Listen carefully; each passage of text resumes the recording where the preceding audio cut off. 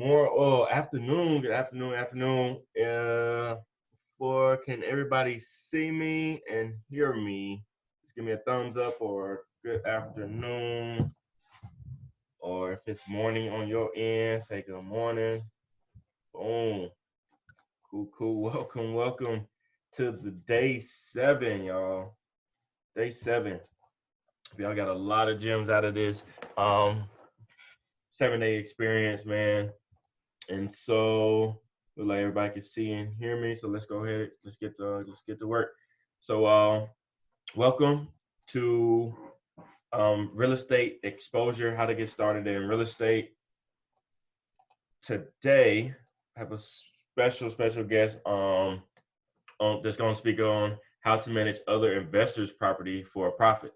Crazy. So our intentions for is to let you know how to get started, mindset, daily tasks, how to manage other investors' property for a profit, um, how to analyze deals, what systems are you using, how to manage, and then how to scale and leverage after that. Just a couple of quick housekeeping rules. A lot of information will be provided, a lot of gems. Have a pen and paper for notes. If you like to use Google Sheets or Google Docs, go ahead and pull that up now. All parts will be muted, so everybody won't be talking at the same time, so we can hear the speaker. But if any questions should come up, please type them in the question and answer section below, or write on a piece of paper, or just type it in the chat. And if we shouldn't answer any of your questions, we'll bring out one by one at the end. For those who raise their hand or just type in the chat, hey, I got one more question, and we'll go from there. So let's go ahead and let's have some fun. Let's get these gems. Let's get these gems. So first off, who am I? I am Bryant Miller. I am a full-time realtor and real estate investor in the realtor in the Georgia area, but real estate investor throughout the United States, really. I am under Maximum One Realtor Partners. But under that brokerage, I have multiple companies, but my main one for residential and commercial sales is Bryant Miller Realty Group. So I run and manage a realtor team and an investment team. My educational background, I have an associate degree in business, bachelor's degree in supply chain management, and I am an expert real estate negotiation. So I used even though I'm not in, those business and supply chain fields, I still took that with me to the real estate arena, to make things flow seamlessly, and it can always get better. So I'm always looking for ways to better serve my clients. And I'm also a mentor for new hire agents that come through the brokerage. So by law, new agents is just getting their license. They have to be mentored for their first 3 transactions. So I help those individuals close their first few deals. And then for the real estate investing side, I help first-time investors close their first deal as well in order to build a full-time income through real estate investing. And we'll talk a little bit more about either one of those programs at the end of this section, so make sure you stick around. All right, so our special guest today is Miss Riel. So who is Riel? She graduated from Georgia State University, where she received a bachelor's in management, a bachelor's in real estate, and then got a certificate for entrepreneurship. She's been a licensed real estate agent since 2008. That was a very fun year. And then she is a member of NARPM, National Association of Residential Property Managers. She's co-owner of Balance Management, and she is also a real estate investor as well. Let's see if I could go ahead and bring Miss Riel out. Where? Okay. Let me see. Riel, can you hear me?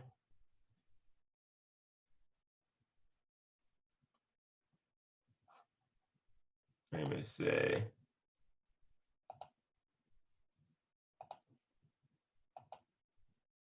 Riel, can you hear me? Can you see me? There you go. I can see you. Can you hear me? Yes. Perfect.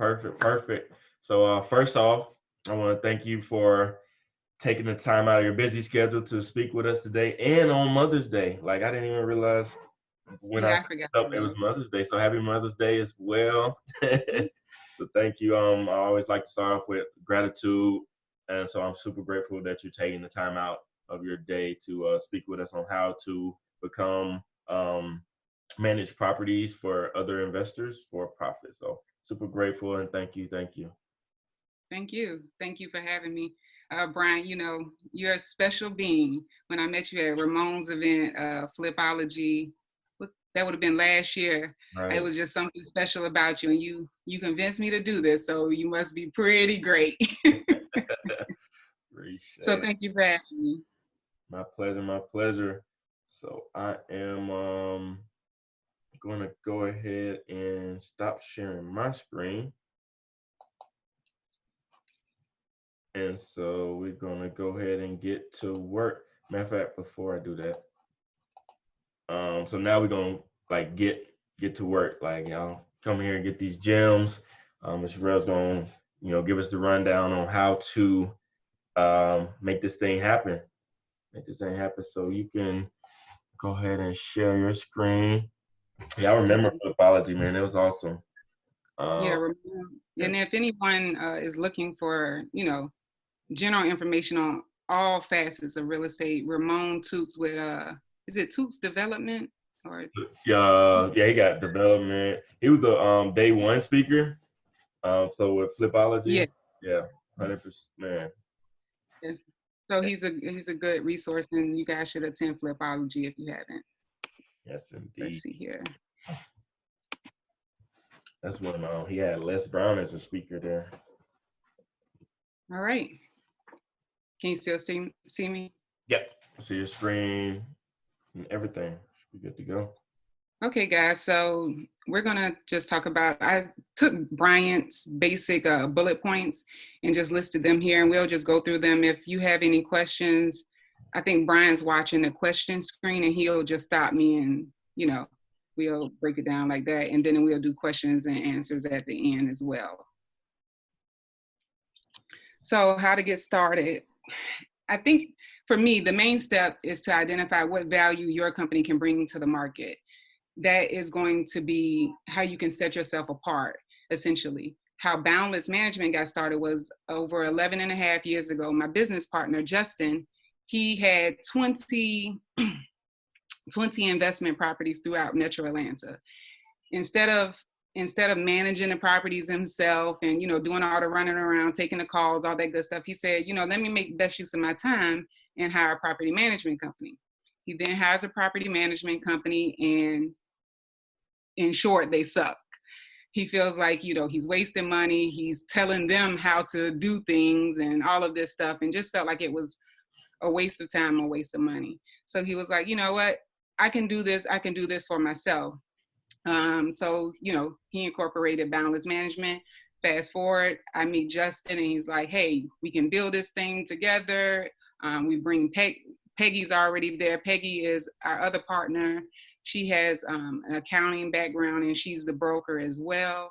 And so it was just like, feet to the ground. We wanted to make sure that this process kept the investor in mind, because a lot of property management companies, they will just, their goals are different. They don't have their investor in mind. They don't have the client in mind. They're tenant friendly. And I'm not saying that we're not tenant friendly, because we definitely try to make sure there's a balance, but it's just a fine line that you have to, carry each day. And it's important to have your investors, the clients that you're managing the properties for. It's important that you have their ROI at the top of your mind all day, all day, all day. Because at the end of the year, you get your year-end statement. Now everybody's doing taxes. We got the extension, but everybody's doing taxes. You get your end of the year statement. You don't want to be looking at this statement and say, okay, I made $15,000 in income, but I spent $9,000 in expenses, you know, and then you go breaking down the expenses and you're like, okay, how much was management fees? How much were placement fees? How much were repairs? You want your money to be spent wisely. So that's where, you know, Boundless Management niche is. We really care about our investors. And I do find that a lot of property management companies, they're in it for the money. I mean, it's a business. Everyone is, you know, there to make money. However, we don't lose our morals at the end of the day. We make sure that integrity is always in play. We have this little joke around the office that we like to sleep at night. So I think that's what has set us apart from other management companies, because we're very transparent. And, you know, we definitely want the investors to win, because we're all investors. I even have employees that are investors. And so everyone has that mindset that's constantly going like, how can this be the best position for my investor? So the mindsets and tasks. I was glad that you had this tab, Bryant, because I think that a lot of people downplay, you know, what it takes to get into even owning a company, no matter if it's property management or a barbershop. I think that people just think like, oh, I can own this company and it's just going to automatically work and I'm never going to have any worries and it's just, you know, smooth sailing. And it's the furthest thing from the truth. You have to motivate yourself day in and day out. I have processes that I do. I plan my week out, plan my day out. I generally try to do that the day before. If it's bigger events, I go at least a week ahead of time, and visualizing those, because I'm a big advocate for visualization and affirmations and all of that. And when I wake up in the morning, first thing, open my eyes, I begin with gratitude. Just over and over again, I just be thankful, because I know that, you know, we live in America. We have a lot of issues, don't get me wrong, but we have to be grateful. And I think gratitude feeds the rest of my day. If I stay in a grateful state, a person can't come and, you know, change my state. So I feed my mind positivity, intentionally. I find that can be difficult, because as we are all on Instagram, and I used to have Facebook, but you know, you're looking at these, you're scrolling and it's like, okay, some things are, you know, it's positive this, positive that, and then you get something that just sidetrack you and take you off key, and then you're like, wait, I'm catching up on celebrity gossip. It's not things that are feeding your spirit, feeding your mind, that help you to grow. So we need to be very mindful of that. And also, I've been through a lot in regards to being an owner of a business, a successful business, and you have to take care of yourself. I would forget that I haven't even ate lunch, and my receptionist would come over and she'll say, Riel, can I go buy you some lunch? And I was like, wait, what time is it? And she'll say, it's 3:00, ma'am. And I'm like, oh my gosh, I mean, you just so busy, or, you know, I forget I didn't drink at all day, or you just have to invest in yourself, take care of yourself, eat healthy and be active, because if you have a clear mind, it's going to help you operate your business in a clear state. 100%.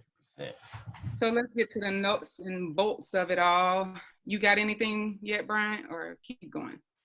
No, I don't have anything. I love it. Because even with this quarantine, I've restructured my whole day. I've been, you know, up. I used to get up at like 7. But throughout this whole process, I've been getting up at like 4:30 now. And now it's like when we first hit quarantine, because we closed our office when the mayor, you know, sent down saying, you know, she wanted the city to close. So when we first closed the office, I found myself getting up later because I didn't have to commute to my daughter's school and all of that. And I'm like, okay, I'm getting up later. And so you stay up later, and it was just all off. But now I'm back on track. It took me a couple of weeks, but I'm back on track, back in the regimen. And I was still doing my morning routine, but it was just much later in the day. But I could even see at that point it wasn't as productive as it was if I'm getting up at 5:30 or 5:00. Yeah. 100%. So keep that routine up. So let's get into it. Yeah, routines are very important. People minimize it, but you really shouldn't. All of the successful people, they stick to their regimen. Yep. So in regards to Boundless, we currently manage 400 homes and apartments serving Metro Atlanta. We go from about 25 miles outside of the city center. We do single family homes, small multifamily, anything under 20 units. We have duplexes, triplexes, quads, 8 units, 10 units, all of that good stuff. Our client base, I currently have 287 different clients. And so it could be a person that owns 20 units, it could be a person that owns 15 units, a person that owns 2 units, or a person that owns 1 unit. I find that a lot of people assume that if you only have one property, you can't use a property management company. They think that a property management company is only for like the big dogs that have, you know, a portfolio, and that's not the case. You can own one home and go to a property management company, and they'll gladly assist you. Another portion of our business are home sales. Home sales make up about 10% of our business structure. It pretty much encompasses investors that have been with us for years and they decide that they want to sell the properties or their particular property. We can list that property for them. A big thing with us is that we don't have to market a lot of the properties, especially a good investment property. We just shoot it out to our other clients, and a lot of times it go on a contract before it has to hit the market, 9 times out of 10. So currently we have a staff of 7, and I have about four independent contractors that work with us on a daily basis, and they have worked with us for years. Like I said, we've been around for 11 and a half years. The licensed agent part is very, very important for managing other people's portfolio, because in the state of Georgia, and I'm only talking about Georgia, if you are not in Georgia, you need to look up what the rules and everything is for your state because it changes. But in the state of Georgia, you have to be a licensed agent to manage other people's portfolios, especially if you have multiple owners. You don't have to be a licensed agent if Bryant, if you go work for Bryant and you're on his payroll and he has all the 100 properties. You can manage Bryant's portfolio because he hired you directly, and you don't have to be a licensed agent. But if you want to work for Bryant, Riel, Phoebe, Jamal, like if you want to do all of these people properties, you're going to have to be a licensed agent, and your license will have to be hung at a brokerage where they allow property management. And I think that's a really big misstep by a lot of people. I have clients that were from out of state that didn't know that you had to be licensed, and they literally had thousands of dollars, stolen from them by a person that was, pretending to know it all and have a license, and they did not. And they end up losing about 40 grand in missed rents and security deposits. So it's nothing to play with. You can easily find out if a person is licensed by visiting the Real Estate Commission website. You had something, Brian? No, I didn't. Some of that stuff I didn't even know. So appreciate it. No problem. So in regards to your team, this is going to be the essential part of business, because without a team, you won't be able to make it a solid team. So as far as Boundless Management, I kind of broke it down to make it as simple as possible for this webinar and not to take up too much of you guys' time. We have our leasing department, our applications department, our management team, the sales side, and then the maintenance side.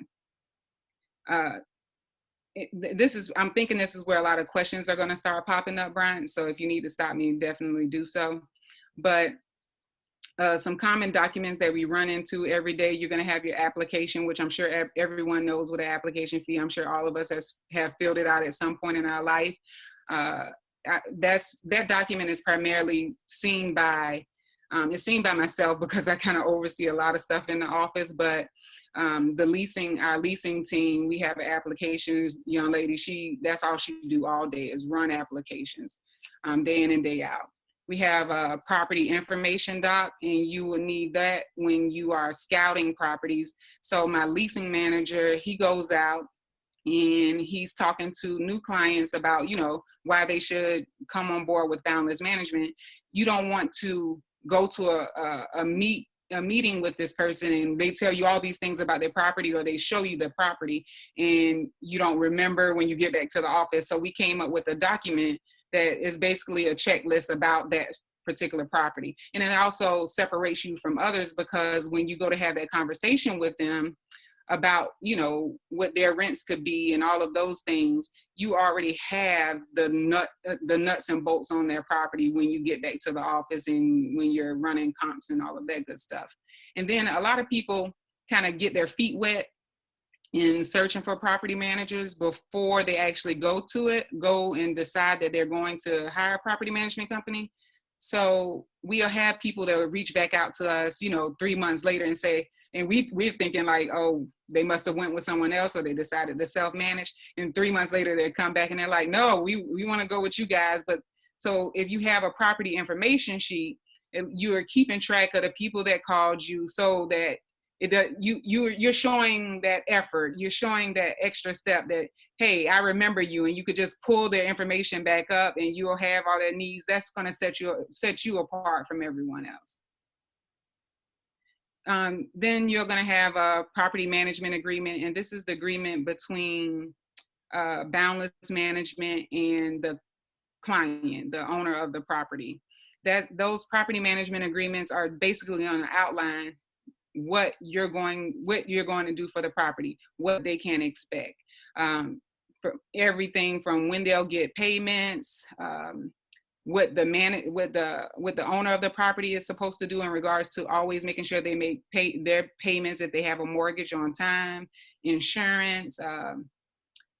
It's a lot of things. Oh, the fees, because you always want to make sure you have your fees spelled out. It's basically where you're going to set all expectations about what they can expect when they come on board with your company. The leasing agreement, we all know what a leasing agreement is. It's the ins and outs of what you want to do with the tenants at your property. We have a boundless management lease. You can use GARs if you are a licensed agent. A GAR is a document, for Georgia realtors. I like the GAR. It's pretty lengthy. It's certain things that I don't like about the GAR. So we have made our lease to where it takes the good stuff out of the GAR and adds it to it, but we also felt like it was certain things that didn't really cover clients as well as we would want it to. So that's why we have our boundless management lease. And then you'll have a move in, move out documents form as well. And that's to be done every single time you move a tenant in and every single time you move a tenant out. Move in and move out. What is that like in? So to make sure the property is left like it is for the deposit or something? Yes. Okay. So you definitely don't want to, everybody's going to have a different process. I would say there's a lot of management companies in Atlanta that do not complete move-ins with their tenants. I don't know how they do that. I mean, to each his own. I would never do that. We actually take it outside of that form. We take it a step further. We do video, we do pictures, because pictures don't lie. Even if the agent said scuff marks at move in, and then you go and move out and it's scuff marks at move out, where I could then look at the pictures and say, no, these scuff marks have enhanced because your dog is, blah, blah, blah, whatever. But you definitely want to make sure you have those documents intact, and all of these documents need to be signed in order to be executed. An application, the property management agreement, the leasing agreement, the move-in agreement, and the move-out. All of those documents have to be signed by someone of your staff and your leasing agent, and then the tenants, in order for it to be an executed document and can be upheld in the state courts. Okay, good stuff. I had a couple of other questions that popped in. If I'm not mistaken, I believe To be a broker in Georgia, you have to be an agent for 5 years. Is that correct? 3 to 5 years. I believe it's 3 years. I believe it's 3 years, 2 years, the last 2 years being active. Right. Yeah. And that's just one of the criteria. But Right. you can go to the Georgia Real Estate, it's like grec.com, I believe, and it'll give you the exact layout of what it entails. I don't have it handy. Yeah. I think the 3 to 5 years under a brokerage. Three, I believe it's 3 years. That's what popped in my head. Right. And then when evaluating properties and tenants for bonus management clients, at what point does your client fully trust your instinct decisions on their behalf? That's a loaded question. It really depends on the personality type of the client. I have clients that have been with us for, years and years and years, and they still want to be involved. They'll say, Riel, I know you got it, but just let me know if anything occurs, and that's fine. You just have to know your clients. I have some people that have been, they come to us and they be with us for a year, and then they're like, oh no, I know you guys got it. Don't bother me. Whatever you think is needed, do it. I would say the majority of my clients, easily 90%, are the type that is like, whatever's needed, I trust your judgment, do it. And that comes with some extreme trust. Trust is a big part of property management. Trust is a big part of any company. But when you're talking about, again, we're essentially taking someone's money and telling them what to do with it, whether to replace a stove or to repair a stove. And we make sure that we're always advising, and we really treat the properties as if they are our own, because that's the way that you make sure your client has a good return on investment at the end of the year. You don't want them looking at their year-end statement and saying, why am I in real estate? I'd rather sell this because it's more of a headache, because I'm not making any money.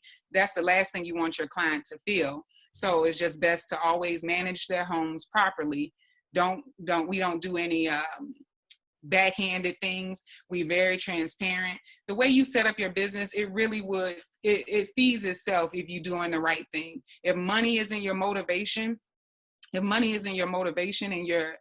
you're working on a good heart, and you're saying you're ethical and you're moral, the money will come. You don't even have to worry about the money. You just need to have integrity at the end of the day, and those clients will trust you. And yeah, that was a great question. 100%. Came from Mrs. Lee. I think how often are you checking in on the properties? We personally have a clause in our lease that says that we can do quarterly evaluations. And we used to say inspections. Sometimes I slip and say inspections because we said it for so many years. However, Bryant, you being a sales agent and also having your own properties, an inspection is technically done by an inspector. So you have to be very clear and transparent that, we started calling them evaluations because it's being done by our assistant property managers and our property managers, and they're licensed agents, except one of my assistant property managers. She's not licensed agent, so it's only certain things that she cannot do. But we started calling them evaluations because we go out to the home, like I said, on a quarterly basis, and we take photos of the home. And it also helps build that rapport with the tenant. That's why our tenant retention is very good. On average, we have tenants stay at least 4 years. This past month, it was kind of strange because I had 2 tenants that had been with us, one for 11 years. So since we started, the tenants had been in the house since we started Boundless, and they just moved out. But the owner of that home, she lives in Omaha. And so she just said, you know what? We're going to take this money, because when she bought it, it was very low when the market crashed before, and the home is in East Point. So the value is awesome for her now. So she was like, you know what, this time I'm going to take this money and I'm going to invest it in something else. I'm like, okay, great. And it's sad to see clients go, but at the same token, I'm happy for them because that's the goal. The goal is to be able to build wealth, for all of us. So I find pride that she was able to stay with us for 11 years and have the same tenant from the time the first lease was started till I believe that was like 3 weeks ago. And then I had another tenant that just left after 9 years. I'm very proud of my staff because our tenant retention is off the charts. Yeah, that's really good. And we could kind of speak on, we could speak on tenant retention now or later. It's totally up to you, Bryant. But tenant retention really, to have a good tenant, you got to have a great policy when it comes to your application process, looking at the people that you place. And that's what I caution a lot of investors that come to us. They come to us and they're thinking, they'll say, oh, just get somebody in there. And I'm like, no, we don't just get someone in there. It costs so much money to get a warm body out of the property. It's better for your home to be leased to the right person instead of the wrong person. We can all imagine, how long the eviction process is. The standard time frame in Fulton County is 8 weeks. 8 weeks from the date that you make a filing against your tenant. So once we get off of coronavirus, people can plan for that 8 weeks to go to 12 weeks, 14 weeks easily. It's going to be a nightmare. So a warm body should never be your goal. Your aim should always be placing the right tenant. And that's to kind of piggyback on something else. A lot of agents in Atlanta, nothing bad against these agents, but a lot of agents in Atlanta will place a tenant for their client and say, okay, and then now you could go to this management company for them to manage them. But the goals are different because they were potentially just working for that tenant placement fee. They have no stock in if this tenant stays or not because they paid them that tenant placement fee and they're gone away. They can just throw up their hands and say, bye, see you when the next time you want to place another tenant. But now that client now goes and finds a property management company to manage this tenant, and the tenant could be a nightmare. The tenant should have never been placed from the get-go. And it sticks that client in a very bad position. So you really need to vet the people that you are entrusting placing tenants in these properties. How do you feel about Section 8? I don't dislike Section 8, but I don't love Section 8. We have several clients that will accept Section 8 tenants. We have several Section 8 tenants placed. I do think that we have been blessed to have the Section 8 tenants that we have because they're not the stereotypical Section 8 tenants. But again, it goes back to your vetting process and the application. A lot of people will not require a Section 8 tenant to apply for a property the standard route. They have to do the exact same thing as an open market tenant for us. And we also do another additional step by requiring them to let us come to their current home to see the living standards of the current home, because that is probably the number one issue with Section 8 properties is the condition of the home. A lot of times, a lot of people say, I want that guaranteed rent. And I'm like, sometimes that guaranteed rent gonna get you a guaranteed headache. I'm currently in Arkansas. I have some investment properties here. And so I was here for this weekend or in whatever, but my uncle, who also has investment properties, he was just telling me yesterday that, he was saying, I did it the wrong way with my tenant. She left. And at first I was doing what you told me to. I was going in and I was checking the property. And he said, and then I got comfortable because the first couple of times I went, she had it immaculate in there. And he said, and so the rent checks started coming. And, we get to month 4 or 5. I said, I'm not going to go anymore. Long story short, she ended up having to get kicked out of the property. She messed up his home. I didn't place her. He didn't ask me anything about, helping him with the application process or anything like that. But what I was telling him is that this next time around, if you need more of my help, I'll definitely do that, but he cannot slack up on checking on those houses. You don't think that just because you're getting this rent each month that your home is in good hands. I need to ensure that the home is being taken care of and that you are paying the rent. Indeed. Another one came in. What criteria do you require for tenants? Boundless has a set criteria that we require that is on our website, but it lists that we're generally looking for a 600 credit score, Okay. three times the rent. We do check your criminal your criminal background. Excuse me.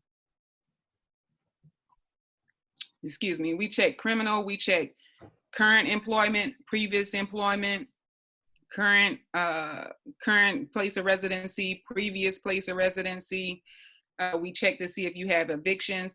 We tell people, don't even give us your money. Don't bother. If you haven't had an eviction within the last 5 years, we don't even want you to apply. That's how serious we are about placing the right people into our clients' properties. Another step in our process is if they owe like Georgia Power, if they owe Georgia Power or Walton EMC, electrical water company, if they owe one of them, $200 or $300, we do require them to pay that in order for them to be accepted. They would have to have met all of the other requirements, but we feel like that's our way of not only helping them repair their credit, because those things take a huge hit, and I don't think a lot of people are aware of that. But also, if they owe a previous landlord, we do not place tenants that owe a previous landlord. That's a red flag. If they don't mind leaving somebody else with a bill, they're going to leave you with a bill. Tenants are very standard. Their behaviors are very standard. I mean, you just follow it, Yep. And Any more questions or? not at the moment. This is good though. All right. Okay. Okay. Let's see here. So how to analyze deals. I kind of structured this a little bit differently because I know that all week, Bryant, you've been talking about, how you go out and find the deals and analyze the deals and determine if you're going to buy the deal and all of that good stuff. Ours is a little bit different when it comes to management of the property, because when a client comes to us, and they already have the property, we're then analyzing the deal. Or if a client comes to us and say, help us find this property, then we do more of what you've been talking about all this week, Brian, in regards to making sure the numbers make sense. But for time purposes, we're just going to take this from the step of how do you analyze a property that you already have and that you already own. So we do free rental market analysis for everyone. You don't even have to be a client. I would gladly, have my leasing manager tell you what your property can rent for, just based off of general information. Each property is going to be different, but being that we're agents, we have access to FMLS, and we have access to Georgia MLS. Being that we have been in business for 11 and a half years, being that we manage 400 properties, and we're like I said, 400 units within 25-mile radius of the city center, chances are your property is going to be near a property that we either previously managed, in the vicinity of a property that we previously managed for, or in a property that we're currently managing. So we actually have a lot of our own comps as well, and we can see the trends of how we increase rents on those properties. So we look at all of those things. We look at beds and baths. We look at condition and location. A lot of people just assume that, another thing that happens with agents, they'll say, hey, buy this property and you could rent it out. And I'm sure you could get $1,500 a month. And so the next thing that happens is they come to us and they say, hey, can you guys manage this property? And we'll say, what's the address? We'll look up the property, see the current condition, beds and baths, all of those good things. Look at, if are the utilities provided, is trash included, lawn care, all of those things, because we're trying to get you the most accurate number possible as to what you can expect monthly on rent. So these agents will tell the person $1,500, and we're like, that's not going to happen. I'm not sure who told you that. You should have did your homework before. And so that's another caution, another takeaway for anyone that is just, you know, considering investing. You need, if you know that you're going to look for management, you really should contact a management company and get them on board and let them tell you realistically what rents are in the area. And there's no shot at the agent. The agent may just not know, you know, or they may just did a quick search on Zillow. But as agents, we know that Zillow is not accurate many times for sale prices and rental prices. So it's just best to do your due diligence in making sure that you talk to a management company, have them pull you free market analysis so that you can anticipate really what you're going to be looking at after you close on this property. Indeed. Had a question that came in. Are there options for rent to own with bondless management? And do the tenants ever become investors with bondless?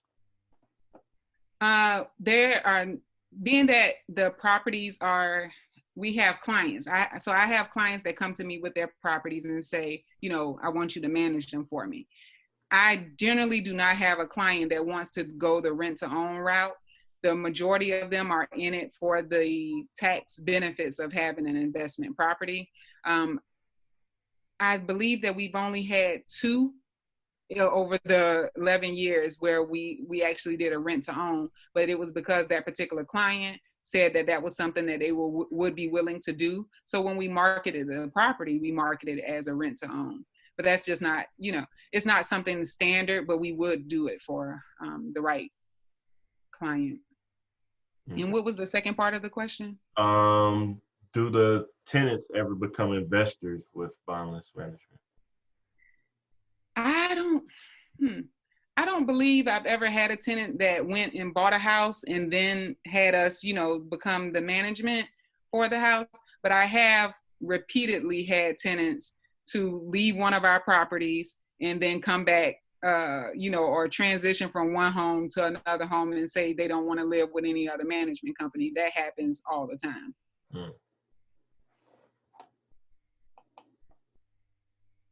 Good stuff. Cool. Okay, so I'll jump into what systems to use if we're good? Yep. Okay. Good to go. Okay, so these are listed in no particular order. You guys may have heard of them, I'm not sure. They are all pretty costly on this first page. We currently use Propertyware. We've been using Propertyware for about 8 years now. Before Propertyware, we were using Einstein. A big difference, Einstein was a program that you would just download to a computer. Everything, it was like buying the software and it would go onto the computer and everything that they had is what you got at that time. The good thing about Propertyware, AppFolio, Tenant Cloud, they're constantly updating their information, constantly updating things that they can offer their clients. So you're paying a yearly subscription. I believe you get a discount going to the yearly subscription. So that's the one we do instead of doing a monthly subscription. But I listed here everything that they do. Like I said, we have 400 properties, so we have to have an interface that supports us having 400 properties, and we're able to afford it because of the quantity of properties we have. If you're just starting out and you only managing 10 homes for investors, you're not going to be able to afford Propertyware or AppFolio unless you just have a lot of capital and you decide that's where you want to spend your capital. I would suggest you not, but these are once you have a larger outfit, these are a few options. So they usually provide tenant screening, like your application process. I would caution you not to just take what they give you and run with it. As I stated, we have an applications department that take that information and decipher it. We go much further and make sure it all makes sense. And like I said, we have a young lady that is what she do all day, every day. These softwares will give you rent collection.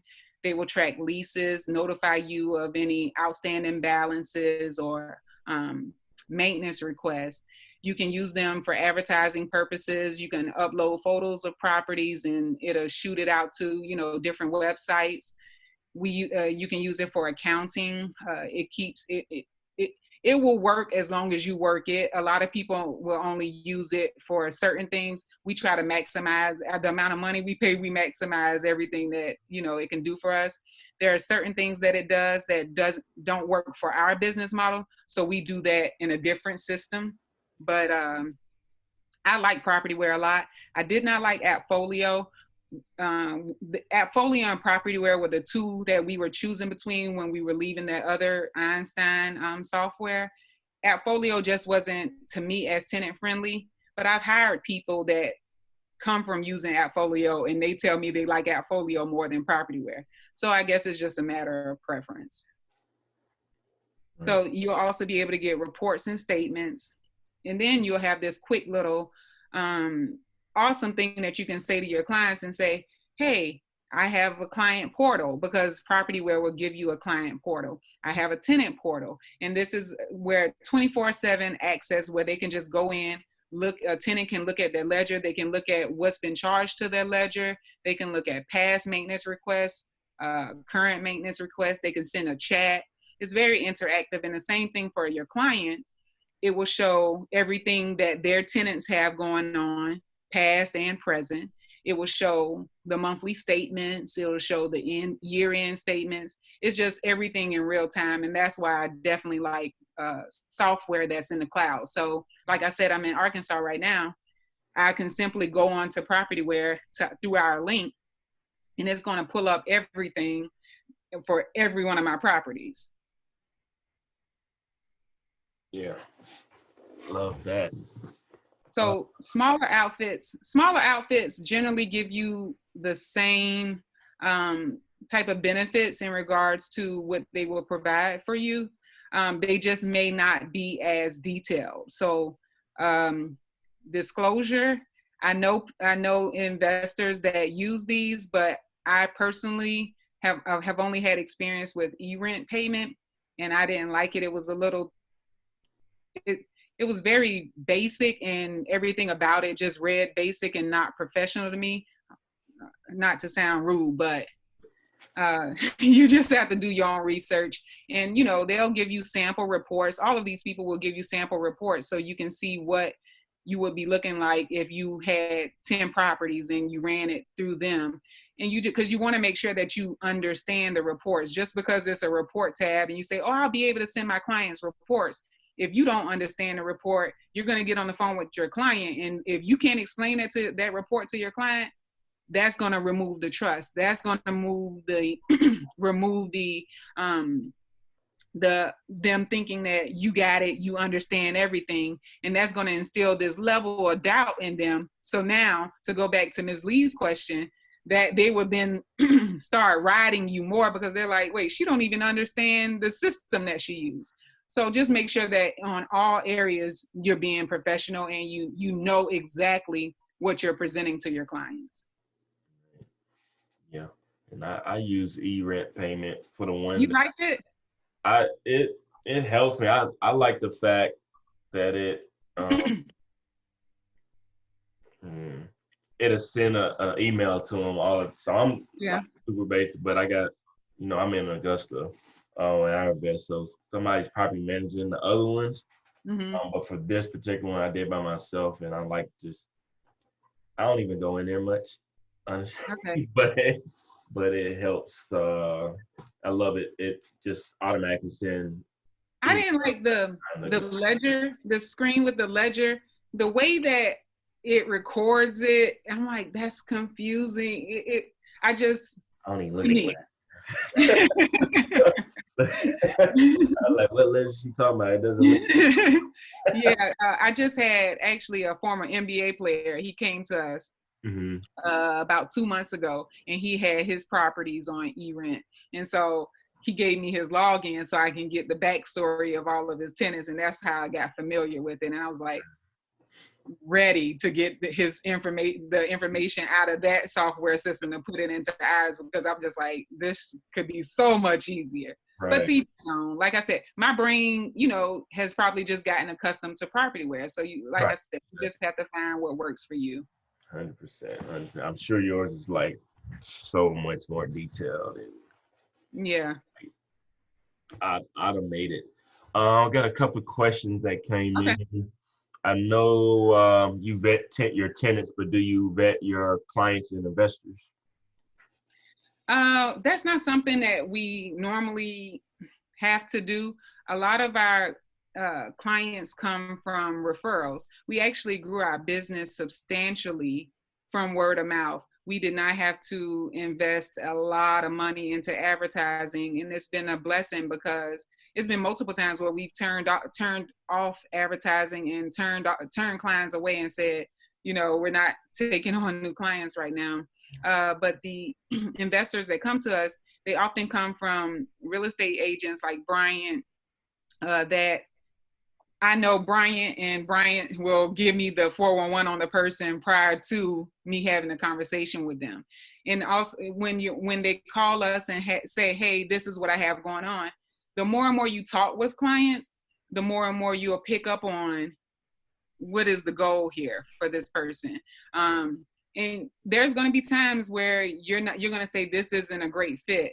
There has been a couple of times where we're like, I don't know, he said this on the phone, I don't know if this is going to be a good fit, but it turns out being great. And there's been times where I have said, like, Tim is my leasing manager, and he's the person that primarily brings on our new clients, and he'll say, oh, they were very picky, or like they said they don't want a tenant that has this, and it's kind of like, how do you not want a tenant that has all of these things, but you bought a property in an area where all of these things are going to be what tenants in this area has, and that could, I'm being vague, but that could be a lower credit score. I told you guys that we have a standard 600, but sometimes, depending upon the property, that area, that neighborhood, a 600 may not be what is average for that area. So that's why when we're looking at applications, we look at all of these parts and put it together to make the best picture of the tenant. I kind of got off the question there, but yeah, you can definitely vet your clients, because some attitudes are just not going to be good. I've had to cancel management agreements several times because a client will say, oh, I need you guys to go over there and change the locks. And I'm like, change the locks on who? And they say, change the locks on a tenant. They haven't, if they're late on the rent or they haven't paid the rent, get them out of there. No, we don't do that at all, because that's called a wrongful eviction, and you can owe in the state of Georgia 3 times the security deposit. So if you have a weak or feeble person, even for myself, if I hire a manager that is easily swayed by a client that is not ethical, that's going to be a problem, because not only will he get sued, I'm going to get sued as well. So you just have to, you have to sever ties when you see that it's going in the wrong direction. Because I'll tell a client really quick, I'm not going to be your adversary. We're here with a common goal, and we do a lot of work 24/7. It's one of those type of jobs where it's very thankless. And many times a lot of people just assume that, oh, you just sitting here collecting rent, but it is a lot of work. And now, we're blessed to be in a position where we have lots of employees, and things are running smoothly majority of the time. But it was a time where I would be in the office from 8:30 in the morning to midnight and working full steam the whole time, because you're building something, so it's not easy. It's definitely not easy. We're just in a better stage now because we have the employees, and we can afford to pay employees in different departments to make sure that we keep on maximizing. Yeah, man, love it, love it, love it. What is your biggest challenge you have overcome being a property management company? The biggest challenge to overcome when being a property management company. I can't think of one, but that could just be how my brain works. I mean, yeah, I just don't, I don't look at, I don't look for challenges. I know that they will come, but I'm 100% certain that they're defeatable. So I just don't, maybe it's just the way my brain is wired.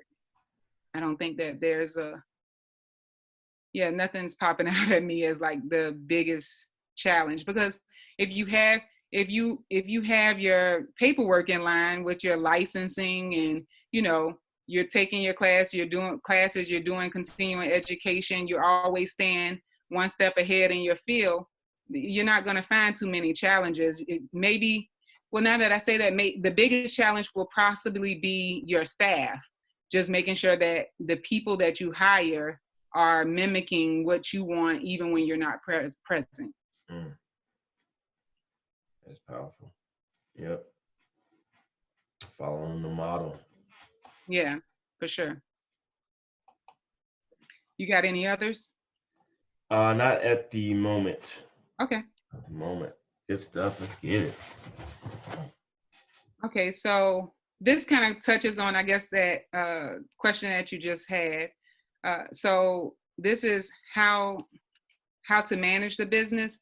We have gotten to a part in our business, as I was just speaking on, where automation is key. Automation takes away so much of the process, and I would encourage anyone in any business that they're doing that they do as much automation as possible. We are all human. Human error will come into play time and time again, but if you have automation, it's going to limit those amounts of human error. Um, Hiring the right staff, be fast to hire, be slow to hire, fast to fire. Don't hold on to people that are sinking your ship. We went through that as well. Have checks and balances for your employees. uh, Company culture, you want to make sure that anyone that you bring into your organization understands your vision, understands your goal, and that, again, they're going to represent you in the best light, even when you're not around, that they're going to be able to get on a call with the client and say exactly what boundless management would say when they're on that call. They're going to treat tenants the way that they would want to be treated. They're going to enforce the lease. They're going to be able to tell a tenant, you know, no, we're not going to be able to come out there and change your lock for free because your lease says this. You know, we have people that we tend to like more. But even if you like the tenant, you still have to uphold the lease. So you're not going to say, oh, I'm going to take off those late fees for you this month, Miss Smith, because your property manager needs to know that that's not only against company policy, but it's also can get you red flag with the Georgia Real Estate Commission, and you can get fined for treating one tenant differently than others. So if you have a portfolio of 400 properties and 20 of them you constantly waiving late fees, but you're collecting on those other 380, if you get audited by the Georgia Real Estate Commission, you can be fined tens of thousands of dollars because you were doing something differently for this set of tenants that you weren't doing for the others. So it's just not worth it. You have to make sure that your employees understand all of this information. You have to make sure that they're getting continuing education, and it'll help, keep the ship moving. One thing for me that I had a hard time with, and it pops up every once in a while now, but delegation. You don't want to overwork yourself. You want to have a free head so that you can be thinking about the next thing, or being able to go out and talk to that investor that has 100 properties. And if you feel like your foundation is there and you can bring in 100 properties, you won't be able to do that if you're also back in the office and you're fixing toilets and sending out work orders. You want to be able to delegate that out to, someone that you trust. But again, keep in mind that if you hire an assistant, and you cannot hire an assistant in the state of Georgia, again, and say to that assistant, go show this property for me, or cold call for me, or call, when you call in these tenants, tell them the rent and the security deposit. you have to be a licensed agent in the state of Georgia to do all of those things. So you really have to be very, very careful. Our receptionist, she'll do a lot of the answering the calls, the filing, the scanning, those things that none of us like to do day to day in the office. But she cannot, when people call about a property, she can tell them if it's available or not, but she cannot tell them, oh, the rent has been reduced to $975 or whatever the case may be. That's against Georgia real estate law. So she has to transfer it to the actual leasing agent for the property. Another thing in running the business, you have to be willing to change. You have to be willing and ready to adapt. The market is going to change. And also, it's your baby. I get it, and so you're like, you see it a certain way. And then you can hire somebody and they can see it another way, but be open to the way that they see it, because they may bring on processes that overall helps you. So just be open to looking at it from their point of view, because in the end, it may help push you forward. So being willing to change is a good one as well. With clients, is very, very important. You have to set expectations in regards to what they can expect with doing business with you. And you set those expectations, but you want to always exceed those expectations. So if you know that you're always here in regards to, your client services, and you're good at this point, but you always want to take it from there and try to go here and say, I'm not going to stress myself out. I'm not stressing out our processes and procedures if we're always exceeding those expectations. They will tell you what they need. And if you can meet all of their needs and then go over and beyond, they're going to be sending all their buddies to you, because they're going to all these networking events, and the business will just keep rolling in without you having to spend hard dollars on advertising. And lastly, for this slide, it would be staying positive. Mindset is key. Mindset is key. Mindset is key. Again, it is not a job where people are always thanking you. We live in America. We have a lot of first world problems that happens with tenants. For instance, a few months ago, a tenant, I overheard one of the property managers talking to a tenant that was extremely irate on the phone, because she lived in a 4-bedroom, 2.5 bath, very nice home, but her master bathroom toilet was running, and she wanted it fixed immediately. And so the young lady was telling her, just turn off the water at the toilet, and we'll send the maintenance tech out to the property. He won't be able to come out today, but we could get you tomorrow, because this is a more lower priority item. The lady then responded to her and said, I need this bathroom fixed right now, and with some expletives and all of that good stuff. And so the property manager tells her, well, ma'am, you have, 2 other bathrooms in the property. And she told her, you actually think I'm going to walk to the other bathroom? Yeah. So people, those are the type of things that you have to deal with in property management. You become a lawyer, you become friend, counselor, teacher, all motivational speaking.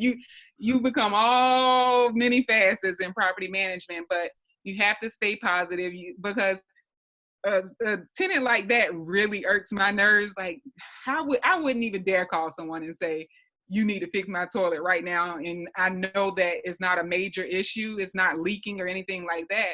So I won't walk to the hallway and use another restroom. It's just crazy to me. But the stories I have about tenants can go on and on and on.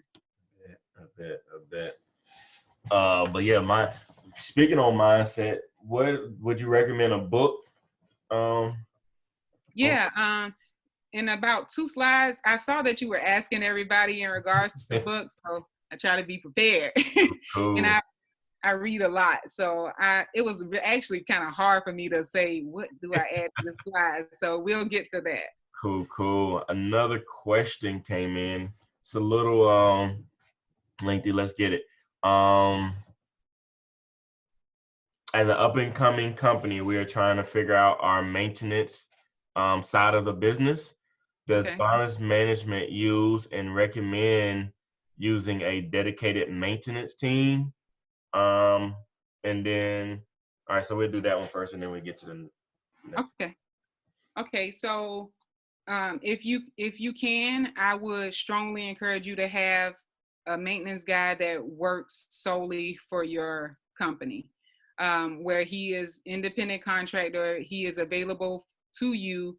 I say he or she is available to you, you know, during business hours and for those emergency calls. Is going to help you be able to scale your business, and you'll be able to build in profit in regards to that, because you'll pay him at X rate, but you'll have a standard rate that you're going to charge your clients. So it's best to have a maintenance person that works directly for you. That could be, it doesn't have to be an independent contractor. You can bring them on as an employee. It's just really going to depend on what your numbers look like.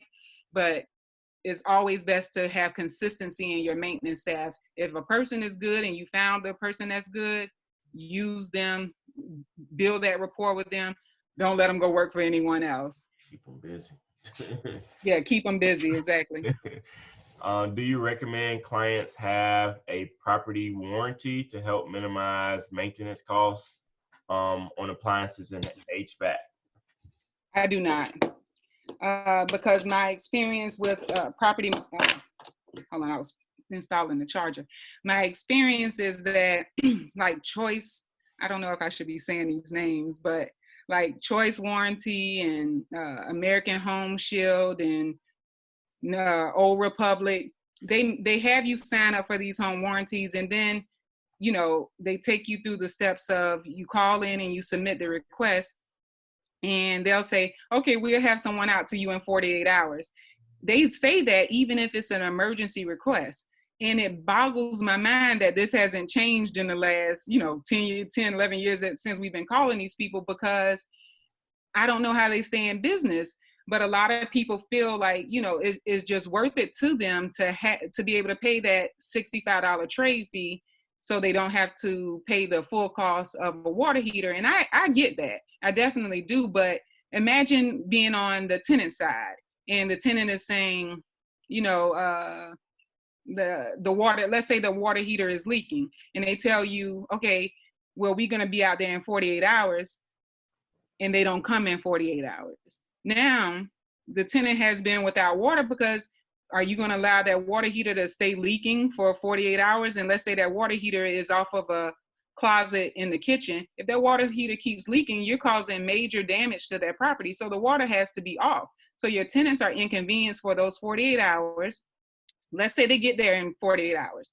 Then they go back to Choice Warranty, and they say, hey, we need to replace this water heater. They leave the property. They will reschedule to come back out to replace the water heater. I would say about 8 times out of 10. So what happens is that your tenant is pissed at this point. So the costs, the savings that you say, it is going to save me money in the long run.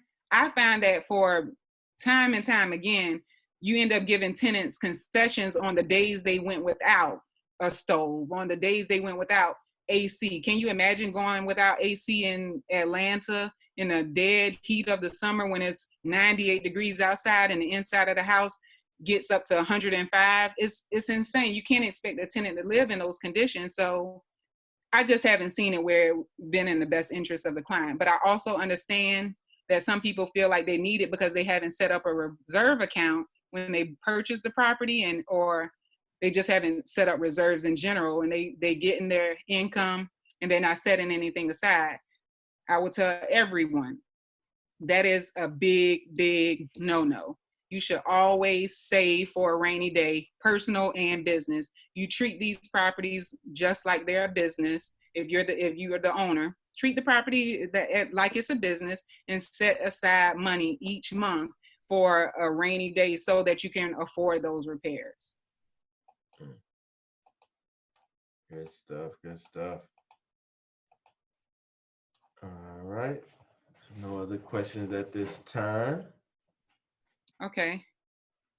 So in regards to scaling, I will say that, surrounding yourself with like-minded individuals is bigger than anything else. Word of mouth is so undervalued these days.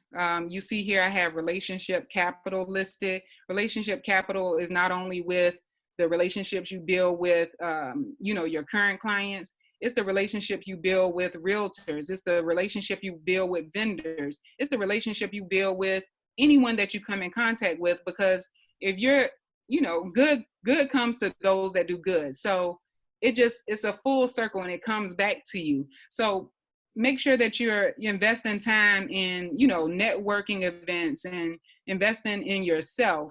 Get that continual education, get a mentor, get a coach, advertise, your property, use Google AdWords, use Facebook ads to drum up business, get creative, Instagram. But through it all, you need to maintain integrity, because if you have integrity, that business is, I do right by Bryant, he's going to send me more business. It's just, like I said, a continual cycle. And that's the easiest way to scale a business, by doing it right. Yeah. Ethical, moral. You can't lose yourself trying to chase a dollar. 100%. All of those. So, Brian, this gets to your I got book recommendations. I believe you have read a couple of these, Brian. I read a couple of them. It's not most of them. What is it about? No, I see your posts. You always reading. I'm always reading. I need to, as a man, think if I heard that one the other day, I'm definitely going to have to add that, all of them to list. Yeah. Rich, but everything else. Yeah. Okay, so let's see. Think and Grow Rich, As a Man Thinketh. Those two are ones that I will reread and reread and reread. And like I said, when I was trying to condense this list to like, okay, what should I put on here? It's so many good books. I mean, it's just amazing. But again, mindset is key. So if what you're thinking, if you're thinking of challenges, if you're thinking of how many ways it can go wrong, I guarantee you it's going to go wrong in however many ways you put out there. So I'm just all about positivity, rewiring the mind. All of these are good books. I think you can find many gems and many ways to structure your business and to structure your life and relationships in all of these books. The Goal, Bryant, that's a systems management book. Actually, that when I first graduated from Georgia State, I worked for a commercial real estate firm in Atlanta, a Black gentleman, and he had us read The Goal. And and I think you probably would enjoy it. It has some dry parts, don't get me wrong, but it just talks about, the systems of a business, and it really makes you think about the different things that can occur and the bottlenecks of your process. One thing with our employees, we try to always make sure they understand, you may not like, one part of your job description that you feel like is not needed, but on the grand scheme of things, it's needed because somebody's going to come around, 2 months later to do their part of the job. And if you didn't do this part of the job accurately, it's going to cause a bottleneck in the system. So 100%. Goodness. Yeah, all of these books, I think you guys can truly excel from.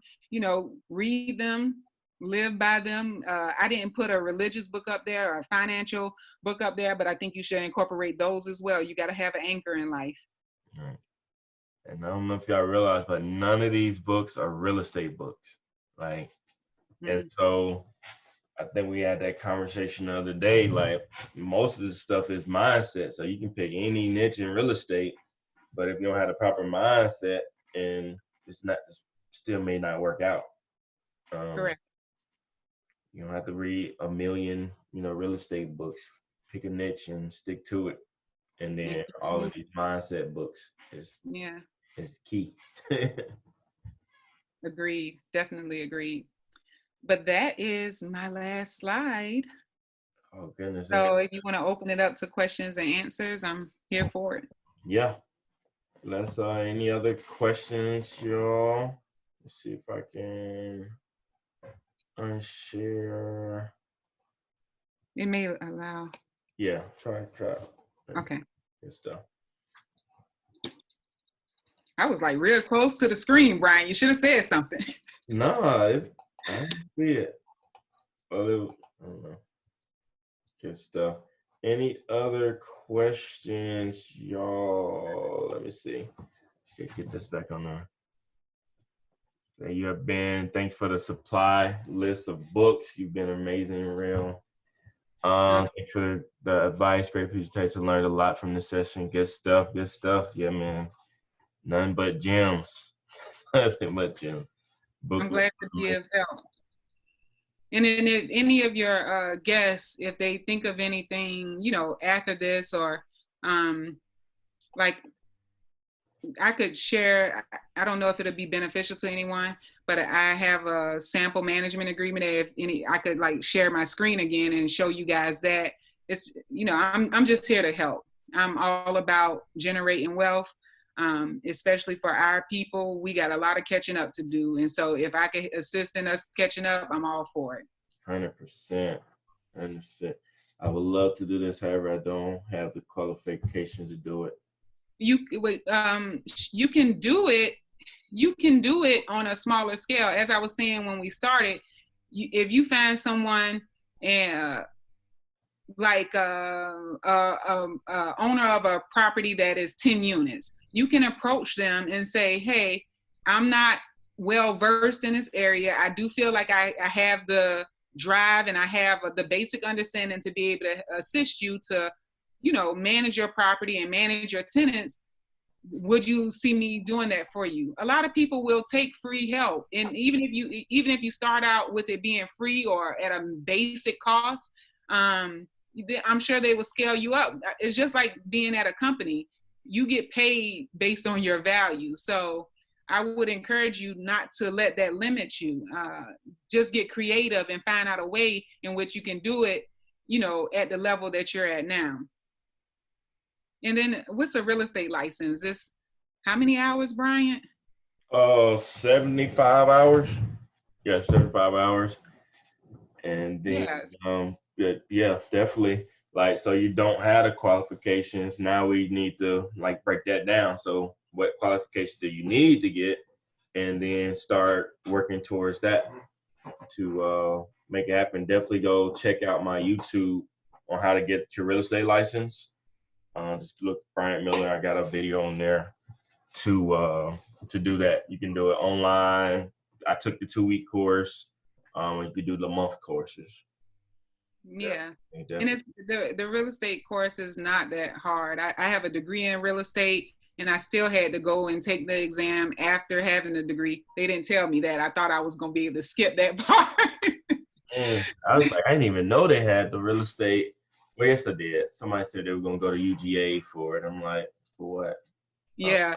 And so, no, I mean, I'm with you. It was just like my dad, I just always knew I was going to be in real estate. I knew that I wanted to own apartments. But at the same token, I was trying to navigate like exactly how to enter into it. Just like this young lady, Victoria, saying, we overthink a lot of things because we're like, can I do this? Can I do that? So I'm like, I'm in school. I'm a nerd. I love to read. I love to be in a teacher's face. And so I was like, oh, I could get a degree in real estate? Bet. I want that, you know? So it just worked out for me. Indeed.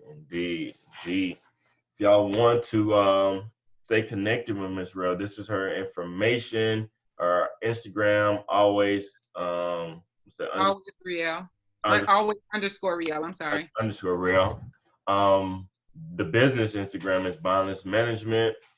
Best contact information or phone number 404-881-1801. And then email is riel@boundlessmanagement.com. Definitely hit her up with the gems. No other questions. Said thank you for the presentation stuff. Stay connected with me. Facebook, Bryant Miller. Instagram, Realtor Bryant Miller. Said I have that to get started as a realtor, real estate agent. YouTube, Bryant Miller. And then I have a free case study on how I got started in real estate investing as well. Just go to workwithbryant.com, enter in your best email, and then if it's a good fit, let's schedule a call. Let's schedule a call to go. So, thank you so much for all the great one. Hey, yeah, the first two was definitely good. So this concludes the 7-day webinar, Real Estate Exposure. Definitely the intentions were to, get this information out there to let you all know that it is possible. I've been doing this for the past few years, been doing a lot of networking and mentorships and coaching and this and that, just to even learn this stuff, because I didn't know it. And so I wanted to get it out there, like, hey, this is possible. People are actually doing this, and then get you on the right path to whichever one you want to do. There's so many different niches in here as you can see, and there's a lot more too. And so, day one, fix it, flip, build a new construction with Ramon Tooks. Yeah, Ray was talking about his flipology. Definitely recommend you go to that. That's in June, July. I think the next one's coming up. It's like 62 days from now. Real good. Jeremy Johnson, how to do a turnkey real estate business. Michael Brown, 9 to 5 real estate portfolio. So he has a 9 to 5, and then he still manages his own properties in real estate portfolio. That was crazy. Wednesday was Arrow J. Allen talking about Airbnbs and how to find deals. Deanna Britt was Thursday, how to generate fresh leads weekly and save time and money. Michael Brasrod broke down, how to calculate hard money for real estate investing. Rich Bernier was mindset and multifamily before entering in that. I had my first time home buyer webinar right after that one. And then finally this Sunday on Mother's Day weekend, we have Miss Riel to talk to us about managing other investors' property for profit. Kudos to you, Bryant. Kudos to you. This has been amazing. I was able to jump on the majority of the Zooms, and the amount of information that you have given, I mean, God bless you. You have helped so many people, and I just wish nothing but good for you. From the bottom of my heart, I really think you are unstoppable. I think you're going to excel, truly, truly. Thank you so much. Yeah, so this definitely concludes it. I've been thinking about it. I may do one every month or so. We'll see what happens. Yeah, we'll see. We'll definitely see what happens. But definitely want to thank you again. So grateful that you talked with us today on how to manage other investors' property for profit. Enjoy your Mother's Day. Drive safe back home. Back home anyway. You're coming back home today, right? Or we were, but we just decided to wait until yesterday. I'm gonna kick it with my mom for a minute. Right. And then, right. Good stuff. Good stuff. Get some additional stuff done at these properties up here. Right. Yeah. I see y'all been having fun up there. So well, cool. Well, that's it, guys. Definitely stay in touch. Follow us on Facebook, Instagram. Well, Riel doesn't have a Facebook, so her on IG. And that concludes everything. Thank you so much for tuning in with us, guys. Y'all be safe. Tell everybody, all the mothers out here, happy Mother's Day to you. And we'll see you soon. Happy Mother's Day. You guys take care. All right. Thanks, Riel. No problem. All right. Bye.